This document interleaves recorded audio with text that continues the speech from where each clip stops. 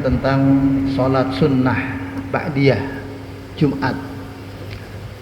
Sebetulnya istilah ba'diyah atau qobliyah itu memang hanya ada dalam sholat rawatib, ya, sholat duhur, asar, maghrib, isya. Adapun sholat Jum'ah ada sunnah-sunnah lain yang memang dianjurkan baik sebelum sholat Jum'ah maupun sesudah sholat Jum'ah.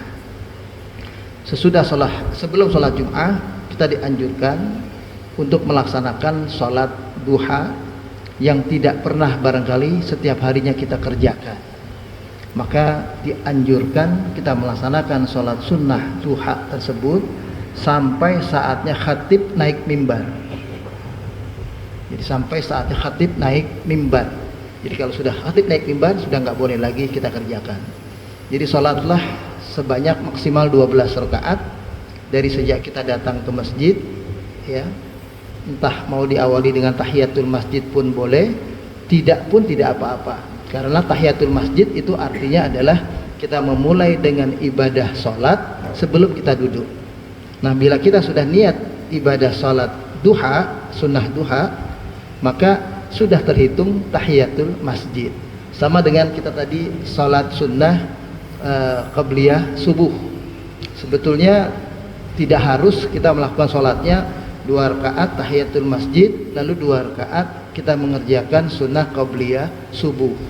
Tidak harus seperti itu. Seandainya kita hanya cukup waktu mengerjakan sholat sunnah 2 rakaat, maka itu sudah cukup niatnya sholat sunnah qabliyah, ya, subuh, tapi terhitung sebagai tahiyatul masjid.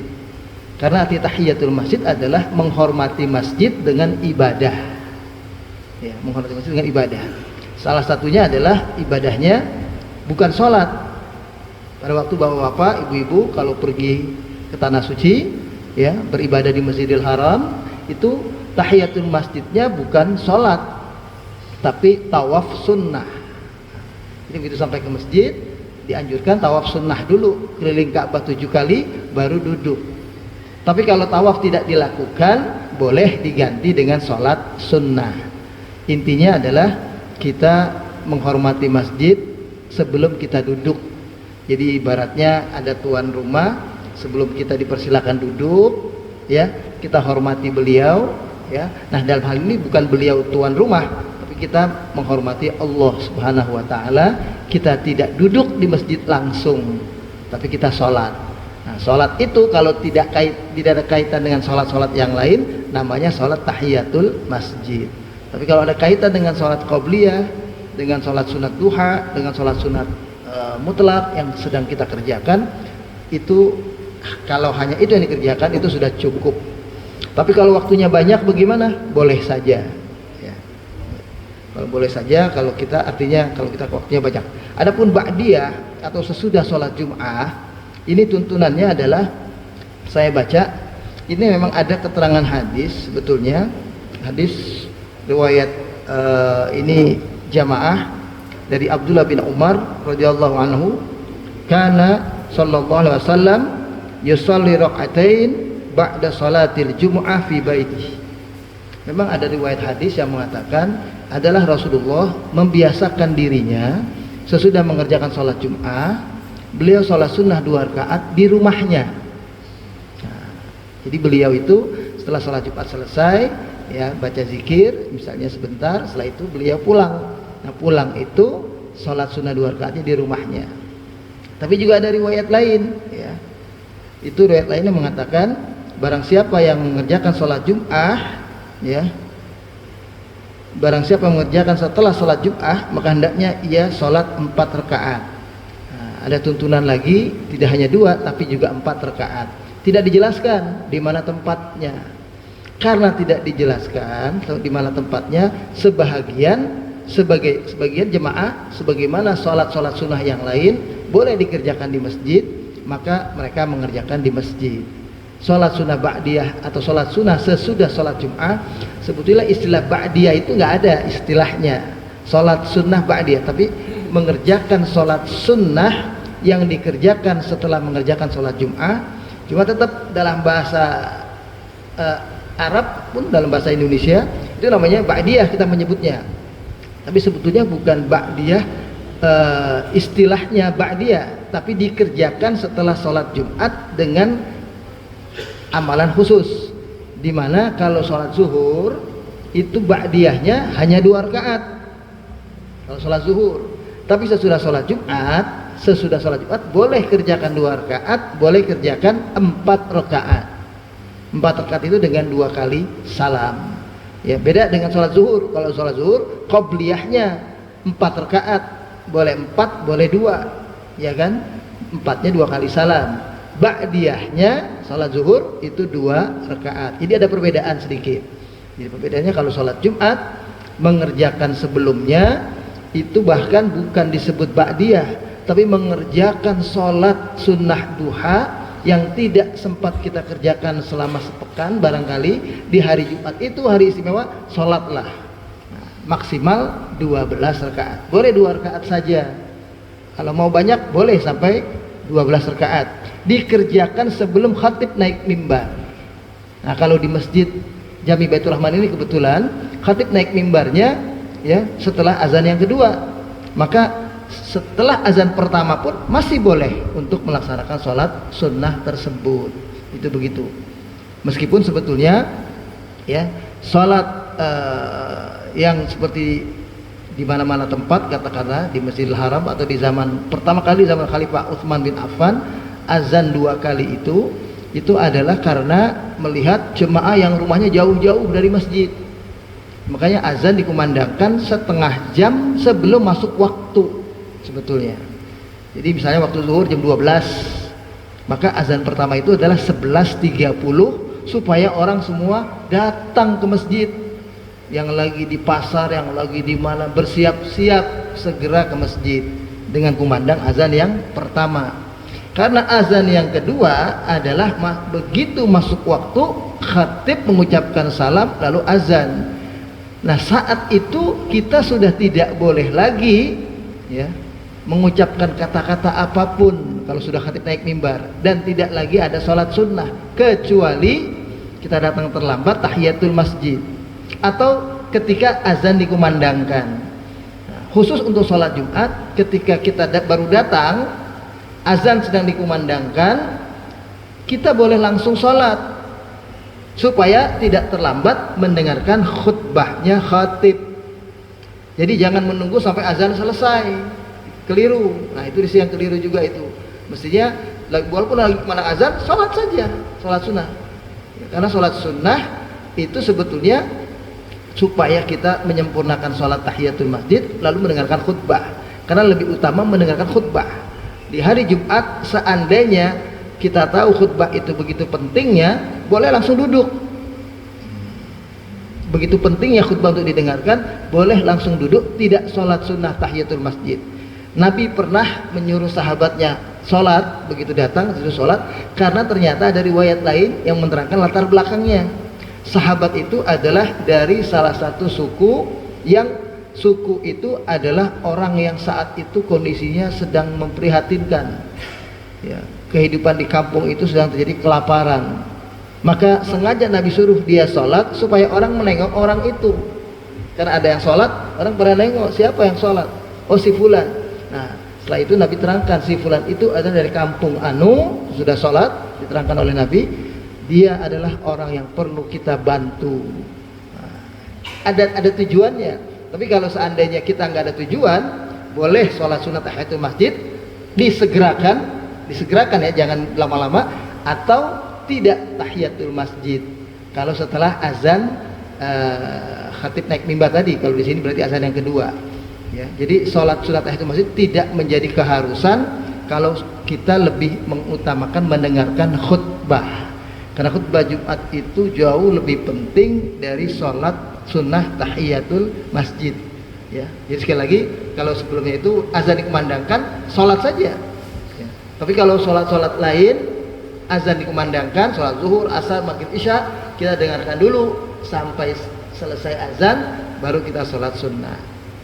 Jadi itu barangkali tuntunannya sekali lagi. Jadi memang istilahnya bukan qobliyah atau ba'diyah, tapi dikerjakan tetap sesudah sholat Jumat, dan yang Nabi contohkan adalah mengerjakannya di rumah. Sebetulnya hampir semua sholat sunnah qobliyah dan ba'diyah Nabi mengerjakannya di rumah. Itu Nabi menyuruh, ya, nawwiru buyutakum bin nawafil, jadikanlah rumah-rumah kalian menjadi terang, menjadi bersinar dengan amalan-amalan sunnah. Jadi yang lebih baik sebetulnya antara azan dan qomah ada waktu yang cukup. Misalnya subuh ini, ya, azan dikumandangkan. Kalau memungkinkan kita sholat sunnah dulu di rumah 2 rakaat. Setelah sholat sunnah 2 rakaat di rumah, ini sholat sunnah yang qobliyah subuh, sholat sunnah yang kata Nabi, rakaatil fajr khairu minad dunya wa ma fiha. 2 rakaat sholat sunnah sebelum subuh, nilai pahalanya lebih baik daripada dunia dan segala isinya.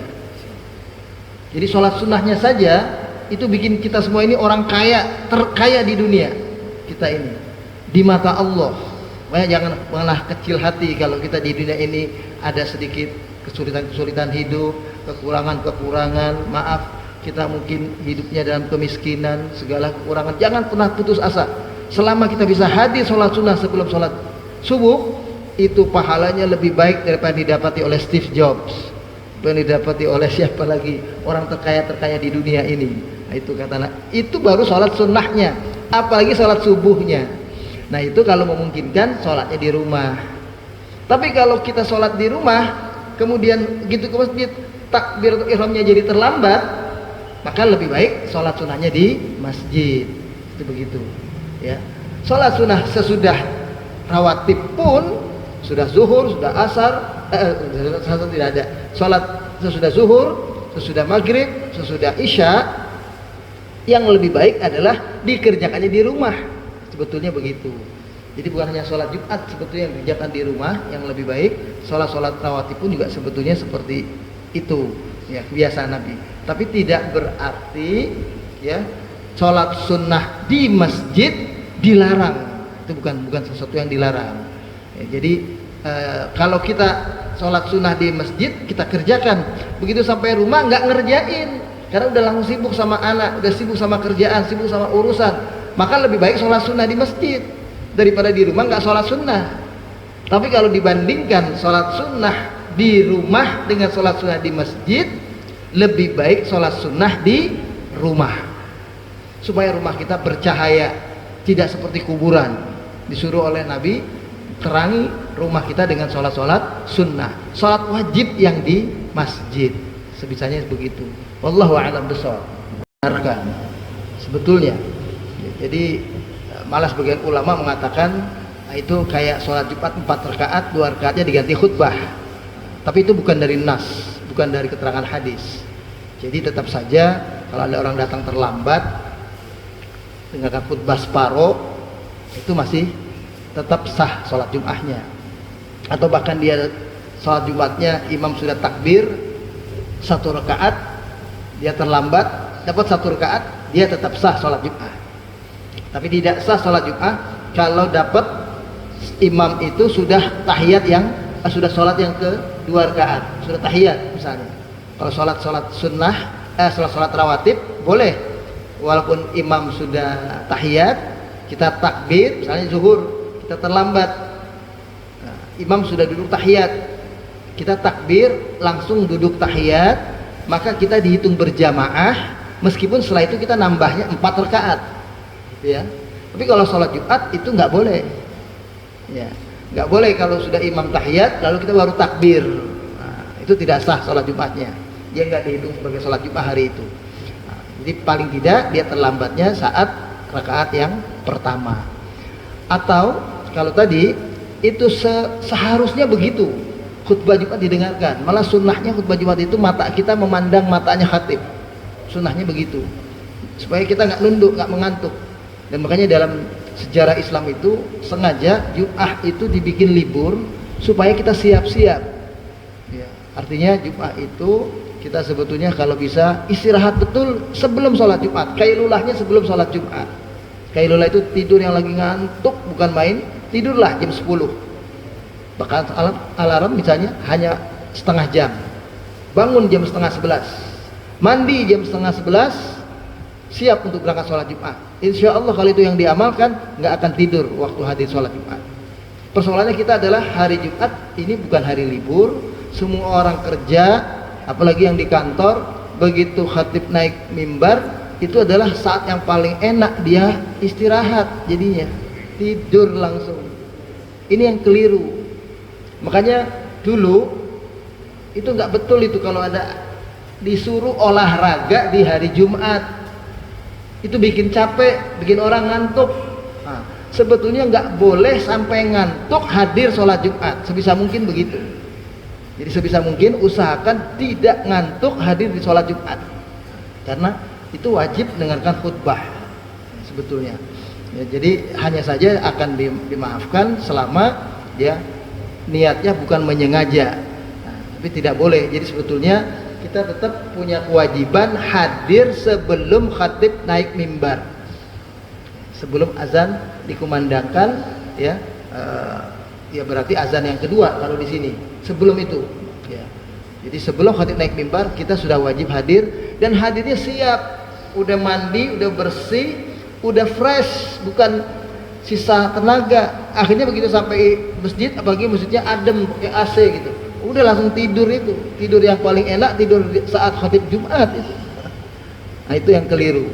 Jadi sebetulnya hari Jumat itu ada sayyidul ayyam. Sebisa mungkin kalau kita punya bisnis, punya usaha, jangan jadikan hari Jumat hari kesibukan. Jadikan hari Jumat hari istirahat. Kalau kita yang mengendalikan, ya. Tapi kalau kita kerja, ya mau boleh buat. Ya. Paling-paling minta izin sama bos, kalau bisa jam 10 udah boleh berhenti. Jam 10 berhenti dari kerjaan, ya. Break bukan hanya jam 11, jam 10 mintanya. Sampai jam 10 tidur sebentar. Kalau di kantor duduk aja sebentar. Duduk sebentar, kasih alarm setengah jam, itu akan membuat kita fresh hadir di saat sholat Jumat sebetulnya itu. Jadi wajib hadir sholat Jumat itu dalam keadaan fresh, jangan sampai lagi sisa waktu, sisa tenaga. Makanya kalau ada program olahraga, program apapun yang bikin ramai di hari Jumat, sebisa mungkin tinggalkan.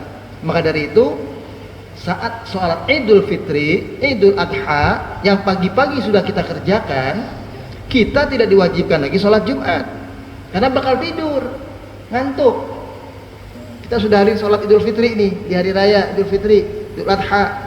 Nah, buat kita yang sudah hadir di hari Idul Fitri, walaupun sholatnya sholat sunnah muakkad, bukan sholat wajib, kalau kita sudah hadir sholat Idul Fitri, maka kita tidak wajib lagi hadir sholat Jumat kalau Idul Fitrinya di hari Jumat, karena Allah tahu udah capek, udah ngantuk, datang cuma langsung tidur. Makanya tidak apa-apa, tidak ada sholat Jum'ah, ya, diganti dengan sholat zuhur saja. Bukan berarti nggak ada sholat Jumat, nggak ada sholat zuhur, salah. Nggak wajib sholat Jumat di hari Jumat kalau kita saat itu adalah Idul Fitri atau Idul Adha dan kita sudah sholat. Bukan itu adalah hari Idul Fitri kita nggak sholat, tapi kemudian juga nggak sholat juga Jumat, itu keliru, bukan. Karena kita sudah hadir ya, sholat Jumat, sudah hadir sholat Idul Fitri, dianggap kita sudah lelah, capek. Itu aja jadi dibolehkan. Makanya bayangkan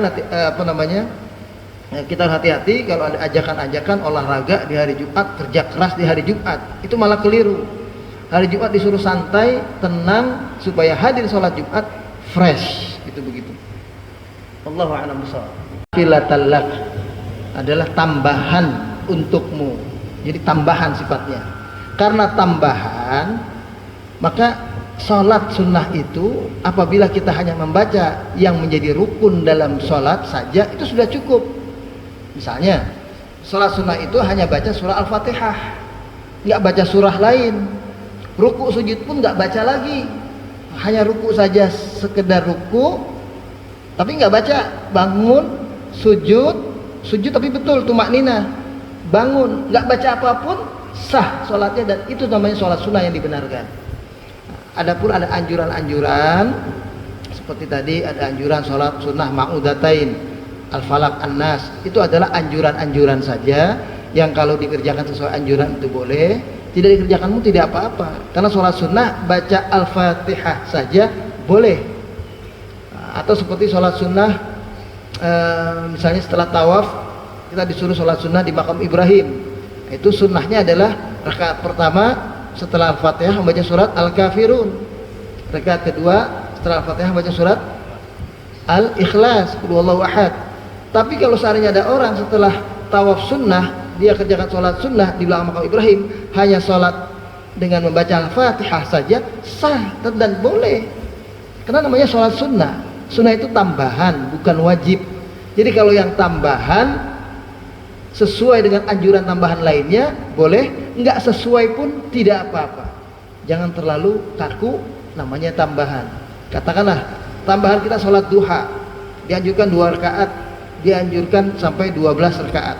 Seandainya kita sholat duha itu tidak mengerjakannya, juga tidak apa-apa, namanya tambahan. Hanya saja arti sholat sunnah itu jangan selama ini kan diartikan dikerjakan berpahala, kita dapat nilai, tidak dikerjakan tidak apa-apa, ya kan begitu. Nggak dikerjakan nggak berdosa. Itu tidak salah secara fikih, tapi salah secara memanfaatkan peluang.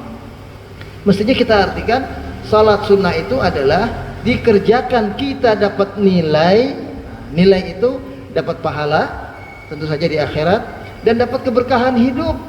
Karena dengan sering dekat kepada Allah, hidup kita semakin berkah. Harta yang kita punya jadi berkah. Berkah itu artinya manfaatnya maksimal. Itu arti berkah. Punya uang cuma sehari itu cuma 20.000, tapi cukup buat makan siang malam, ya, pagi siang malam. Padahal cuma 20.000. Ya. Gara-gara yang dibeli adalah misalnya nasi doang sama sayur, nasi doang sama kuah, atau dibeli cuma nasi doang, tiba-tiba temennya datang main, bawain makan, atau dia diajak berkunjung kepada temennya, makan diajak sama temennya. Itu semuanya adalah keberkahan. Itu yang namanya, jadi sholat sunnah itu dikerjakan bernilai, tidak dikerjakan bukan tidak apa-apa. Kita berarti membuang peluang untuk dapat nilai. Kita buang peluang. Kalau diartikan begitu, kita merasa rugi kalau tidak mengerjakan, karena kita membuang peluang dapat pahala kita lepaskan. Nah itu sebaiknya jangan dilepas, kecuali memang betul-betul nggak bisa kepegang. Nah itu gitu. Kalau nggak mampu baru, ya. Yang namanya sunnah tetap adalah sunnah, sifatnya tambahan, nafilah. Nah, dikerjakan dengan sempurna itu baik, tidak dikerjakan dengan sempurna pun tidak apa-apa. Gitu barangkali. Yang pertama, Nabi sudah kita ketahui jumlahnya 25 orang yang diimani, dan ada Nabi yang tidak kita ketahui karena memang Al-Quran tidak mewajibkan kita mengimani Nabi selain yang 25 itu. Bagaimana seandainya ada ajaran Nabi terdahulu barangkali yang kita tidak tahu, lalu sekarang menjadi sebuah keyakinan hidup orang lain? Begini, tolong digarisbawahi, seandainya ada ajaran dari nabi-nabi terdahulu yang ajaran itu benar adanya, dan sekarang masih ada pengikutnya yang mengikuti ajaran nabi itu, dia tidak ikut ajaran Nabi Muhammad, itu sudah disebut kafir.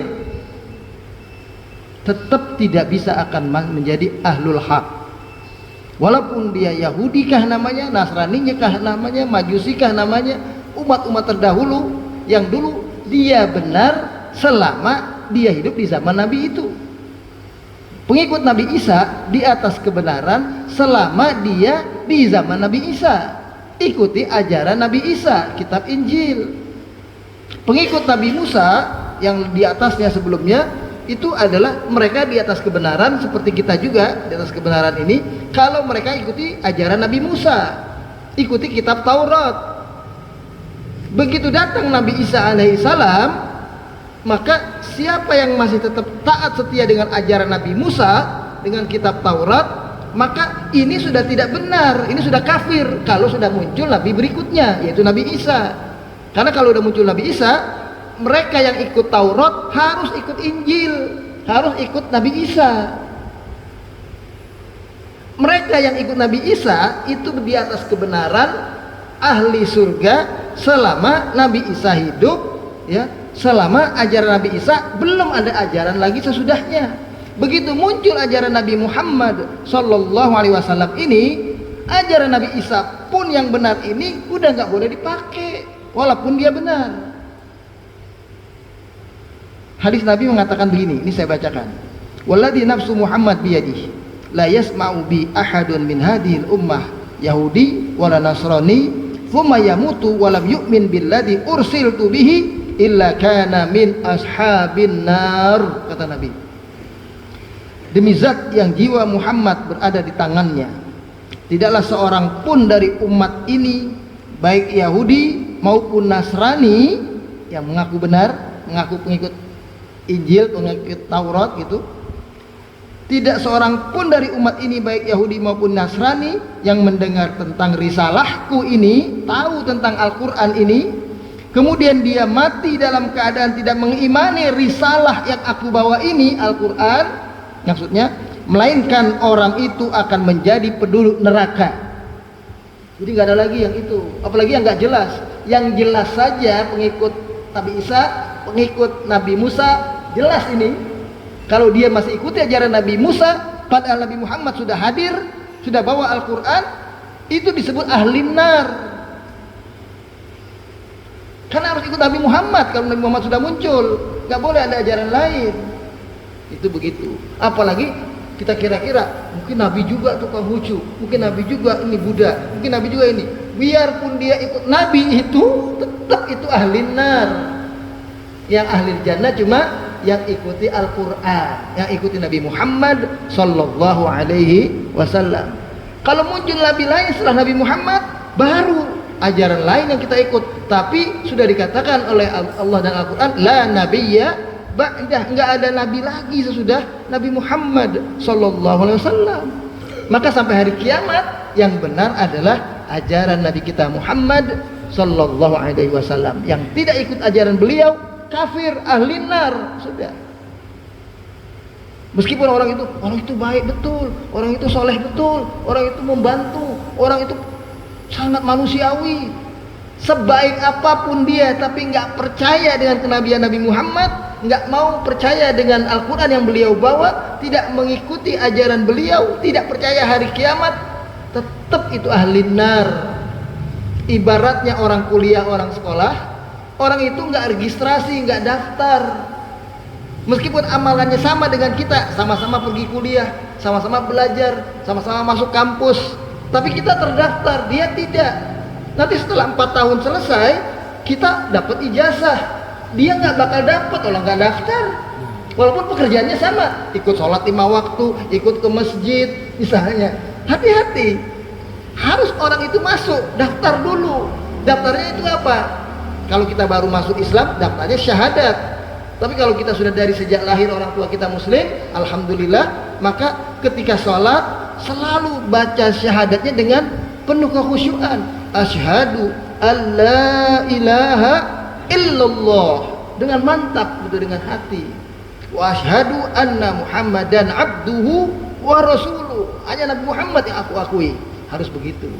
Karena kalau tidak, iman kita akan ditolak oleh Allah Subhanahu wa taala. Wal iyadu billah.